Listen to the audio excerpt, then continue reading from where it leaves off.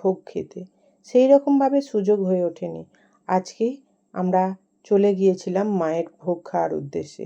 আমরা 11:15টায় লাইন দিই, তারপরে ঘোষণা হলো 1টা থেকে ভোগ খাওয়ানো হবে। আগে মাকে ভোগ নিবেদন করা হবে, তারপরে ভোগ খাওয়ানো হবে। আমরা যখন যাই তখন মায়ের আরতি চলছিল। তারপরে 12টার সময় আমাদেরকে বসিয়ে দেওয়া হয়। তারপরে একে একে পাতা পড়ে যায় 1টার সময় ভোগ খাওয়ানো শুরু হবে বলে।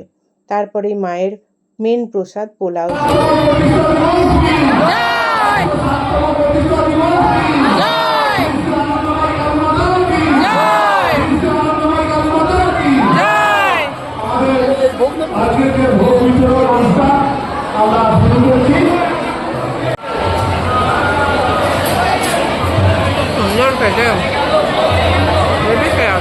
মায়ের ভোগ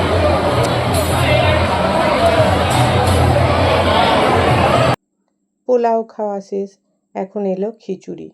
খিচুড়ির সঙ্গে 2 রকম সবজি হয়েছে, পটল আলু সয়াবিন পনিরের একটা তরকারি আর একটা লাবড়ার তরকারি, আর তার সঙ্গে চাটনি, পায়েস, বোঁদে।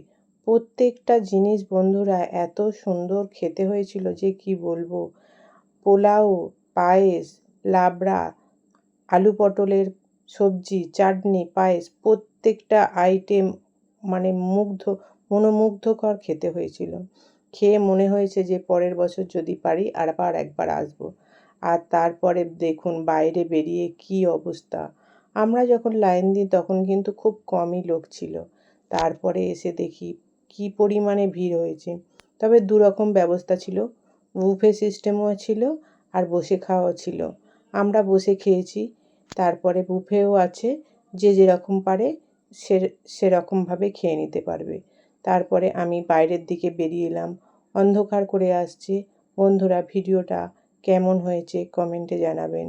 ভালো লাগলে একটা লাইক দিয়ে আমার পাশে থাকবেন। সবাই একবার বলুন জয় আনন্দময়ী মা।